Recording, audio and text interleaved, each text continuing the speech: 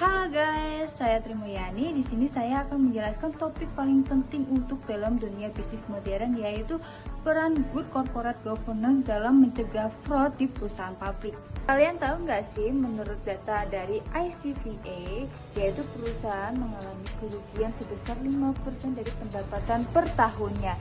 Akibat apa? Akibat dari fraud, yaitu jika bayangkan saja kalau perusahaan memiliki pendapatan 1 triliun, maka akan kehilangan sebesar 50 miliar.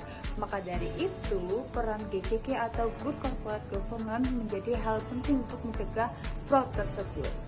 Apa sih itu Good Corporate Governance? Good Corporate Governance atau GCK adalah sistem yang mengatur dan mengendalikan perusahaan agar perusahaan tetap sehat, transparan, dan akuntabel. Tujuannya apa? Tujuannya adalah untuk menciptakan nilai tambah keberlanjutan perusahaan, khususnya untuk para pemangku kepentingan seperti para pemegang saham, manajemen, masyarakat, dan karyawan.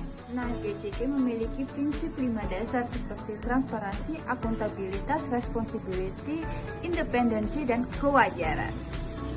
Oke, sekarang kita akan menjelaskan maksud fraud. Fraud adalah tindakan penipuan atau kecurangan yang dilakukan secara sengaja untuk keuntungan pribadi dan merugikan pihak lain.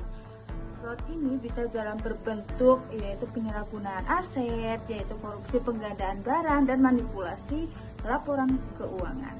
Kenapa sih perusahaan-perusahaan publik yaitu sangat rentan terhadap fraud? Karena perusahaan publik memiliki tekanan dari pasar modal untuk menunjukkan kinerja keuangan yang sangat baik serta kompetitivitas dalam struktur perusahaan.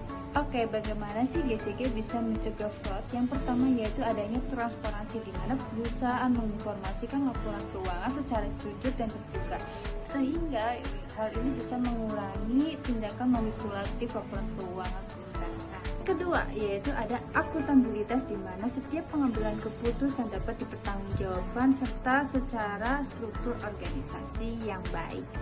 Ketiga, yaitu ada responsibility, di mana manajemen menerapkan sikap tanggung jawab, mematuhi peraturan, dan menjaga etika bisnis.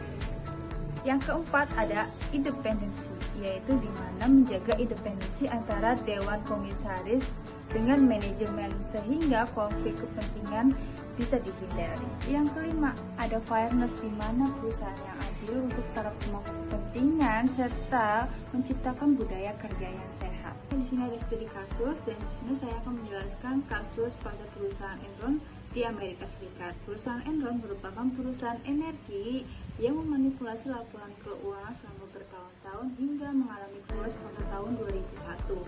Hal ini karena lemahnya GCK atau Good Corporate Governance pada pengawasan dan transparansi. Nah, kasus Enron menjadi pelajaran besar bahwa tanpa GCK atau Good Corporate Governance, perusahaan besar sekalipun menjadi tumbang akibat fraud.